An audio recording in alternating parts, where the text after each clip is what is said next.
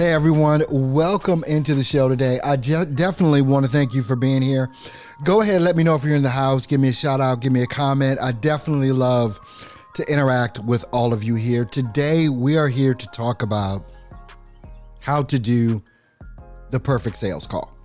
Really, and here's the reason why I want to talk about this. So many people that get into the life insurance industry, which is one of the best industries and one of the best businesses to start, by the way, have this idea that they're not in sales.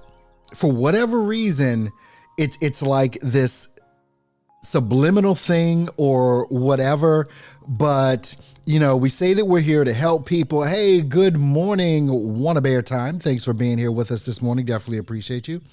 And sales has become this dirty word. And I started, I talk to so many different life insurance agents every single week. And last week was no different. And one of the things that we started discussing and that I started showing was that sales is actually love. And I learned this some years ago from one of my mentors, Lindsay Wilson.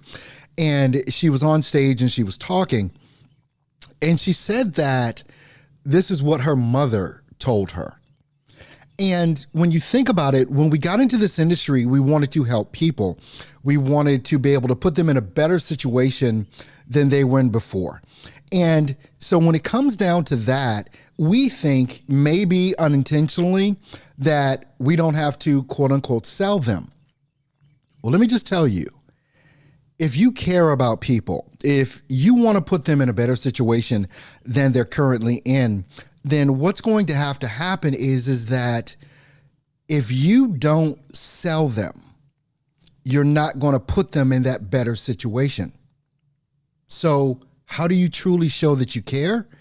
You show that you care by presenting them with the opportunity of them getting in that better situation. You present them with the opportunity of providing for their family, providing for themselves, not just in death, but also in life, depending on the types of policies that you sell. And so when you have to reprogram yourself in this whole thing, because sales traditionally has been known as a dirty word. No, I'm not in sales. I help people. Well, the truth is you are in sales. And so it's got to be a reprogramming of even what it is that you consider sales to be. What I want to go through today, and I realized over the past couple of days as I was putting this together, this is going to be a two-parter. This is definitely going to be a two-parter. So along the way, if you have questions, go ahead and let me know. type in your questions. We're broadcasting all over the place right now. So go ahead, let me know that you're here, where you're from, all that kind of good stuff. And I want to jump right into this. So what we're going to go through today is going to be basically in part one. Hey, what's up, Kevin? So glad to have you here, man, over on LinkedIn. Thanks so much for being here with us today, brother. I hope I'm going to be giving you some fire today, which I believe that I am, in order to really put you in a better situation to be able to better help the clients that you serve. So thank you so much, out of Houston, Texas over there. All right. Let's crack into this. So how to do the perfect sales call. Now, this is coming down to, these are the topics that I want to cover today, right? And then in part two, you hang around till the end. We're going to go into what part two is going to be all about. And as we're going through this, if you want to get some more information, there's a link in the description. You can book a call with one of our staff, one of our team, and they can explain a lot to you about how we help agents just like you. So how to do the perfect sales call is going to come down to, it's going to start with your leads, right? It all starts with your leads. Then we're going to talk about your engagement process, the forms that your potential clients or customers are going to fill out. We're going to talk about linking all of this to your calendar. And we're going to talk about the follow-up strategy in this, how that initial call should go, and the sales appointment. So these are the things that we're going to go through on today. And let me just say, with this whole thing, it does definitely start with your leads. What is your lead source? Because if you don't have leads, you don't have a business. But it's what you do with those leads and the manner that you handle them that is really where the rubber meets the road, and how it is that you're going to be able to help those people, love on those people that need to go ahead and get that insurance policy going. So it starts with your leads. This is whether you're buying leads. This is whether you are, using what we show you how to build, which is an automated, predictable lead generation system, which we have the best one on the planet, quite frankly. So let's pop off into this. So the first thing starts when these leads come in, and this is in particular for you folks that are out there, you independent life insurance agents that are building your own automated, predictable lead generation system. This is what it comes down to. You can watch video after video that I've produced on why you need your own system and why you shouldn't rely on lead vendors to do these things. But look, what you control is what you control. And if you control your lead system, you literally control your business. If you don't, you're forever beholden on someone else and relying on them for the most important part of your business. And you already know how that's going. So the form that, let's just say someone comes in from one of your Facebook ads that, we can show you how to do, right? So the thing that's going to be with that is they're going to click on your ad, and then they're going to be presented with a form. Well, the minimum that you want to make sure that you're gathering with all of this so that you can get to that perfect sales call, obviously you got to have the name. Facebook fills that in automatically. Their email address is automatically also filled in on Facebook. But you want to ask about their marital status, married, single. You want to ask their birthday, and you want to, at minimum, ask their zip code. The more information that you ask, so you can add into this list of 4, add a 5th one, which is the email address, which Facebook is automatically going to propagate when they go to fill out that form. When you start asking more and more questions, you reduce the likelihood at this stage of people actually going all the way through. So if you want to make sure that they go all the way through this stage, keep it to 5 to 6 things that you ask, period. Don't have anything on there that's outlandish or crazy, like, well, you can't ask how much money someone makes or anything like that. Keep it super simple with what Facebook already shows you how to set up. And by the way, if you do have questions during this, feel free to type in those questions, because I love to answer these questions, and we're going to go through all of them at the end of this as well. All right, so Now, you want to have this link to your calendar. So when they fill out that form, what you want to make sure is that they have the ability to book a day and time that's convenient for them, that they can hold to. So now here's the thing too. People sometimes, not all the time, but people sometimes get a bit lazy. They'll say things like, well, not many people are booking on my calendar. Well, not many people are going to book on your calendar.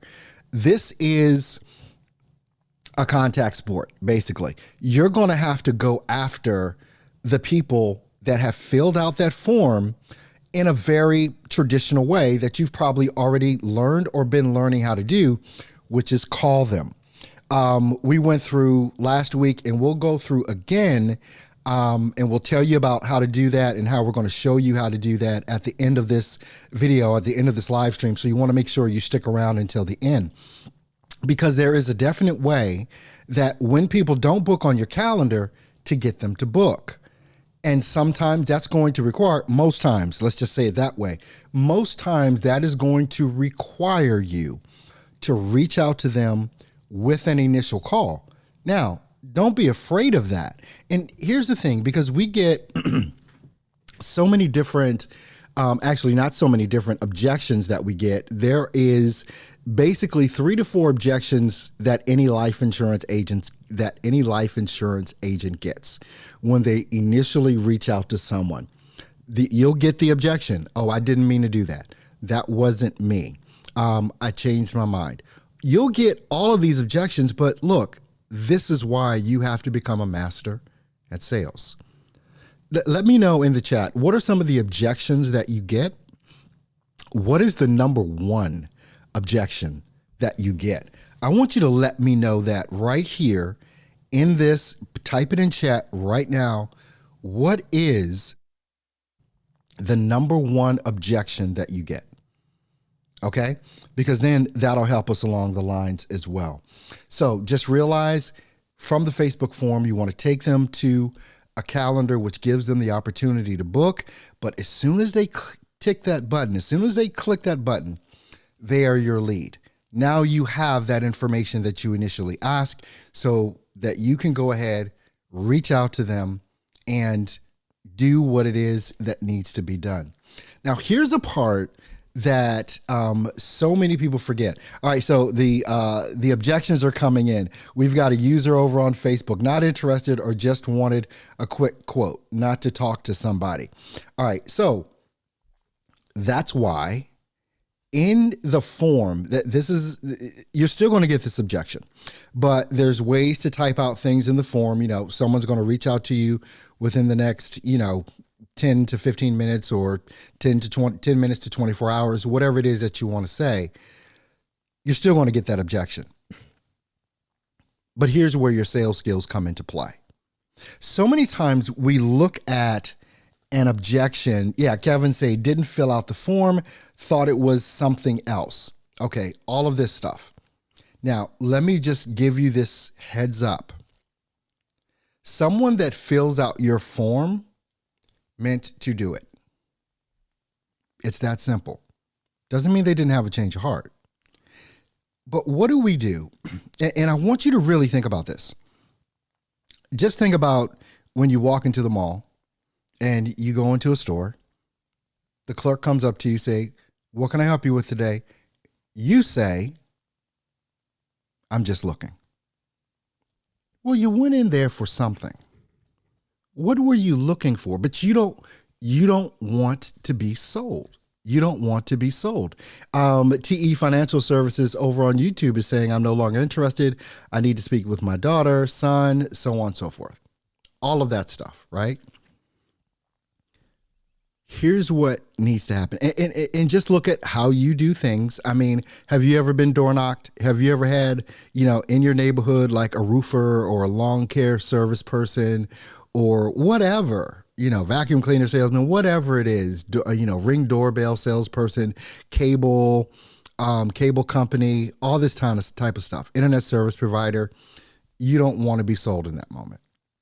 You may have just been watching your favorite episode of The Office and someone knocked on your door and you just don't want to deal with it right then. Doesn't mean you don't want it. It doesn't mean that you're not interested. You're just not interested right now. This is why, and this is where the follow-up sequence comes into play. TE Financial Services says, I need to speak with my daughter, my son. They'll say, I need to speak to my husband. I need to speak to my wife, partner, whatever it is. It's basically a way to get you off of the phone. But here's the thing, and this is what I told people on last week. When you're looking at overcoming objections, and we'll probably do a whole show on that one as well. But let me give you this tip. And no one does this. And I'm not sure why no one does this. We listen to trainings, all these types of things on how to overcome objections. We listen to other people talk about it, but here's what we don't do. And this is what I am telling you and what I've told others to do. There's only 3, 4, 5 objections that you get.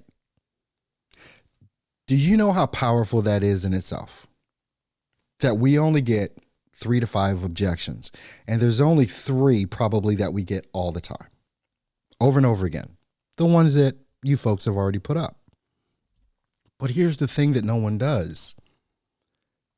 Write down the objection and write down 3 to 4 ways to overcome that objection. No one does this. The reason I'm saying write them down and write down what your response will be is because in the moment that someone gives you that objection, you don't know what to say. You really don't know what to say. But if you have the objections written down, typed out, whatever it is you want to do, but I suggest writing them down and writing down what your response will be. What happens is, or what will begin to happen is, you will get better at overcoming that objection and you'll be able to know which of the overcoming, the 3 to 4 that you've written down, this is how I'm going to overcome the objection. You start to see which one works. And you'll start to feel which one will work the best in any given scenario. But what happens is we go in blind and we think that, you're going to just magically remember the thing to say. It's a reason why, professional sports, they practice. They practice the scenarios that are going to come up in a game. So on game day, they know how to perform. This is why they watch the tape. This is why they go back and review what has been done so that when it happens, they can go ahead and really dig in and get into the meat of becoming a professional salesperson that does this in love and that is actually able to help those people that they're looking to help. Most people in the United States don't have life insurance. They have coverage on their phones. They have coverage on their car. They have coverage on their home. They have renter's insurance. But they don't insure the most important thing that they have, which is their life, their income. They have no income replacement system set up. So we can go into a whole lot of different scenarios, but if you don't become a pro at overcoming objections, but understand you're not going to overcome them all the time. But all you have to do is get 2% better, 4% better, and it'll substantially help your income. You're still going to get the people saying the same thing. But wouldn't it be better to know exactly what your response should be? Shanine Dawson says they already have coverage. And when I ask them what's the name of the company they have with, they say they can't remember. You got to write these scenarios down. And you have to learn how to overcome them. We can role play and all those different types of things, but role play is good. But the game, like role play is practice. But on game day, what are you going to do? So that's important, right? All right. So the follow-up strategy. This is what we call a nurture campaign or even a drip campaign. Because what happens? What happens when they don't answer the phone, right? What happens if you can't get them on the phone? They know your number now. They've seen it. They know it's the life insurance person trying to call, but you've got their email address. You can do a nurture campaign or a drip campaign to really start having the conversation with them about what it is that you do. You can send out 1 to 2 emails a week. And these are pre-programmed, right? These are pre-programmed. And it's one of the things that we really help agents with is that follow-up sequence. And again, if you're interested, go ahead and click the link that's in the description. You can book an appointment with us and we can talk about that. But if you don't have a nurture campaign in place, then it's like the safe way for people to get your info without talking to you, but it's also the way that you can convince them that they need to. And this is why we suggest life insurance agents have a YouTube channel. And that's another topic that we're going to get into, why you need a YouTube channel. We're not going to talk about it today, but it's going to be an upcoming broadcast that I do. And by the way, if you don't know, I'm here every Monday, 9 a.m. Eastern Standard Time, live, to answer your questions. Live to answer your questions every Monday, 9 a.m. Eastern Standard Time. So make sure you're subscribed to the channel and all of that kind of great stuff. You need a YouTube channel. I'm going to just start saying this more and more often. Why do you need a YouTube channel? Because your YouTube channel is your 24/7 salesperson. It's a part of that. For every lead that comes in, if they haven't booked a call with you, what they can do is really start watching what you have to say on YouTube. And this is important because you can explain exactly what it is that you do in long form. You can explain why they need the type or types of policies that you sell. You can make several different YouTube videos under several different topics. The pros and cons of having an IUL as opposed to an annuity. Why final expense insurance is so important to the protection of your family. Why mortgage protection is so important to protecting your financial future. Those are just what? I rattled off 4 or 5, but there's so many more. But what happens is that just as you watch me, right? You've watched, I don't know how many of the videos that I produce on this channel and for over how long a period of time. Let me just ask, I'll ask this to make the point. How long have you been watching me on YouTube or LinkedIn or wherever you're watching me from? How long have you been following my information? The information that comes out from Arturo Johnson Consulting. Just put that in chat so I can get a context of that as well. But here's the thing. When you're putting out content to a very specific audience, and they're on your email list, so they're getting your emails, and each email can have a link to a video. You have yet another opportunity to talk to them. You have another opportunity to convince them and to showcase what it is that you know and how and the depth of knowledge that you have. All right, we've got a Facebook user over there saying they've been following us for a month now. Awesome. Thank you so much. Definitely appreciate it. But here's the thing. When people follow you for a length of time, like a month or more, let's just put it that way, they start to feel as though they know who you are. And you become that, you develop that know, like, and trust factor. I don't know what just happened to my computer here, but it just went off. All right. Deirdre, brand new. Thank you. Subscribe to the channel. Hopefully you did that already. I definitely hope that you subscribe to the channel. And if you didn't, hey, there's a reminder right there. Go ahead and subscribe to the channel. Tick the bell so that you get reminded when I go live or when a new video is uploaded. So that's important. All right. Good morning, Miss Washington. Thank you so much for being here. Shernine Dawson says she's been following me for 3 months over on YouTube. Thank you so much. Definitely appreciate you. I remember you were here last week as well. The thing about this, another Facebook user just at a year now that they've been following. All right. the thing about this whole thing that I'm trying to convince you of, and some of you will jump on this, some of you won't, is that when you have that nurture campaign coupled with a YouTube channel, then what happens is you develop and deepen that know, like, and trust factor that someone has for you. Because not everyone is going to book on your calendar. One, most people won't. It's going to be, basically a part of your job to go ahead and reach out to them via phone, all that other kind of stuff, text messaging and everything else. But when it comes down to it, not everyone is ready to buy just because you want them to buy.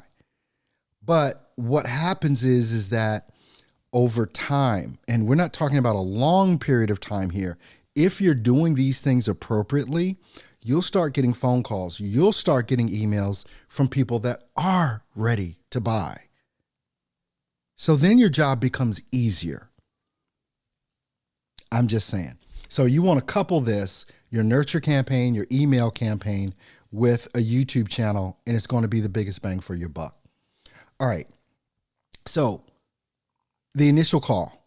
What do we do on the initial call? We want to verify their info. This is, hey, you just filled out a form on Facebook or whatever. You want to verify their info. This is just the initial call. Sometimes you may be able to do a 1-call close. Many times it'll be 2-call closes, because you're going to call someone and they're going to give you some information and they're going to say, well, I don't have time right now, whatever. So if you treat it like it's going to be a 2-call close in many instances, you'll have a better result. So you're going to verify their info. Here's the thing you always want to know. Why did they click your ad? If you don't know that, you don't know why they're on the call, it's going to be harder to make the sale. Here's why. So many times we think that we're supposed to sell them a policy and we have our reasons why we think they ought to buy it, but we don't know the reason why they want to buy it. We don't know why they're there. And when you know why they're there, guess what? You don't have to sell them a policy, even though that's ultimately what's going to happen. You just have to sell them what they want. You just have to sell them what they're afraid of or whatever. It's like, well, I don't want, my kids to have to bury me. Okay, or pay for my burial. Okay, now you know. Now you know why. And so you can always reference that why, because they gave you that why. And the better and deeper questions that you ask around that initial thing creates a deeper result that'll lead to a sale. Because if someone says, well, I don't want my kids to have to pay, for my funeral, I don't want them to have to come out of pocket. Oh, wow. Well, how old are your kids? Okay. Awesome. What do they do? Wow.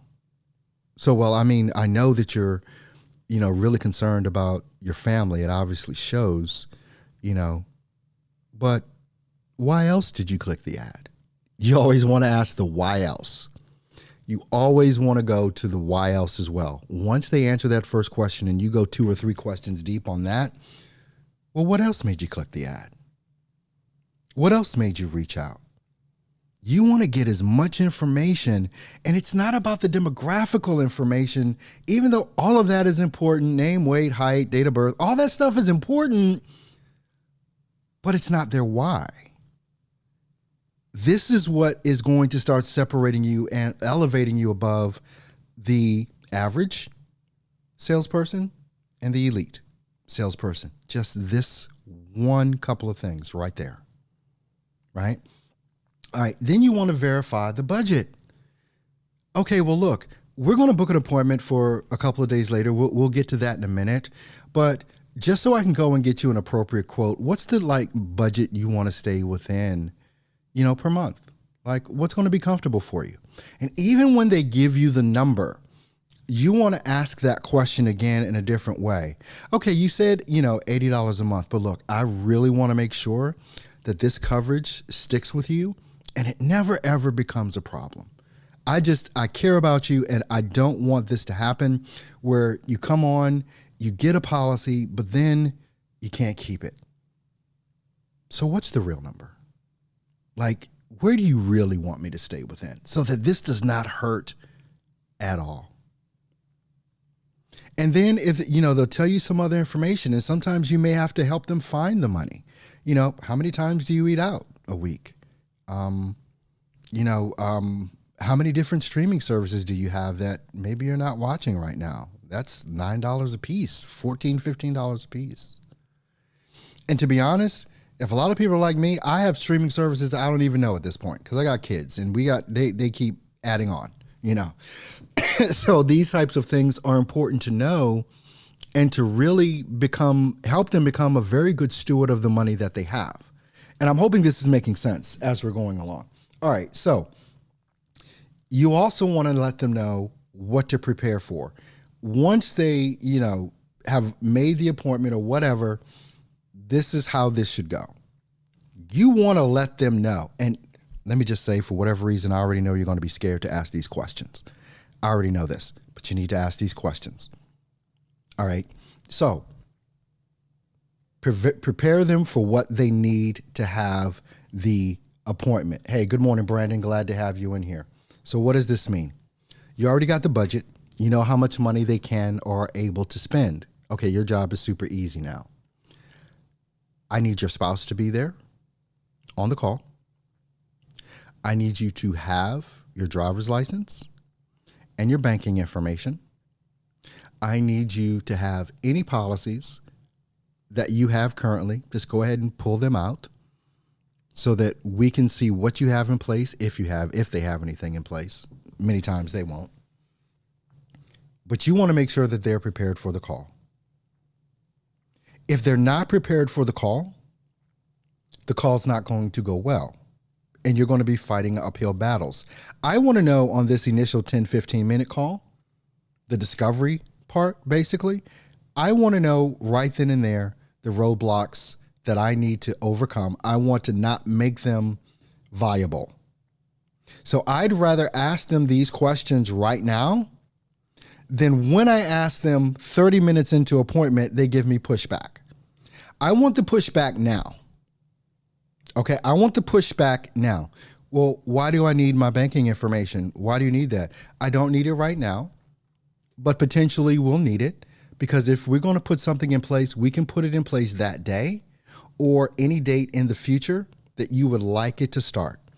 But if you have that information and I've been able to prove to you everything that, all the stuff that you need, if you feel comfortable, then we can just go ahead and move forward. If you're not comfortable, we don't have to. Okay? Okay. You're going to need their social security card, all this. Let them know what you need so that the next call is going to go smooth. The reason I say people are afraid to ask those questions is because you're asking the question wrong. And this is why, and we're about to get into this, what's going to happen here, because I promised you something at the end of this. You want all this stuff to be ready to go, and you've dealt with all of those objections up front already. Okay? You've dealt with all of the objections up front already. And now on the sales appointment, it's not a lot of chit chat. It's like, okay, Mr. Williams, your wife there with you? Okay, great. All right. Hi, Mr. Williams. How you doing? Okay. Did your husband explain everything to you that we're going to be doing today? Well, no, he didn't. Well, Miss Williams, we're here to make sure that you're protected. Let me just tell you, if let's just say it's the man that you've booked the appointment with, it's the woman that's going to make the sale. It's the wife that 9 times out of 10, 7 times out of 10, wherever you want to call it, is going to make the sale. Because so many times women control the finances in homes today. I know my wife does, right? So it's a thing. And the woman is going to be the beneficiary of all of this. She's going to be the one. We know men usually die quicker than women do. She's going to be the one that has to deal with the fallout once her husband passes away.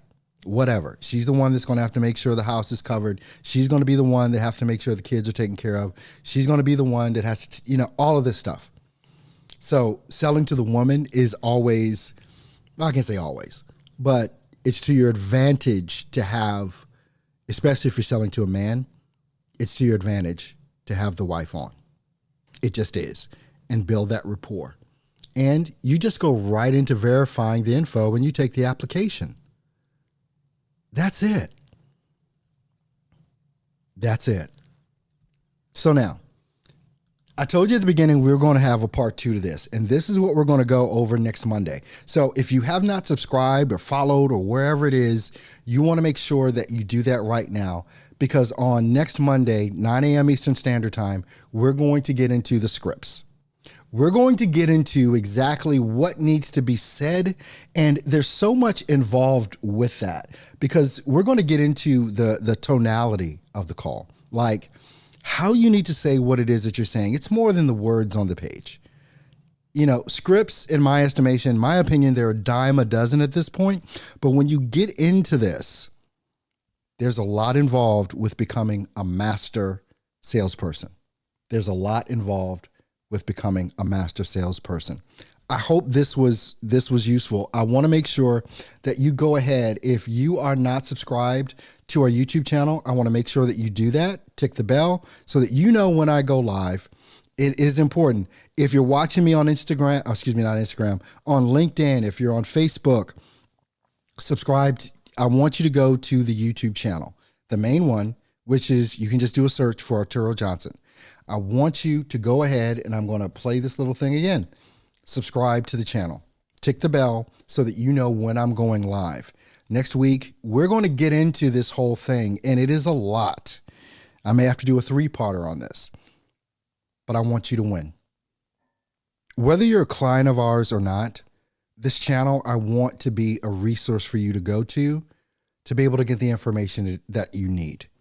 If you want to talk to us, you know, maybe you're a good fit, maybe you're not, for what it is that we do. All it is a phone call, no pressure.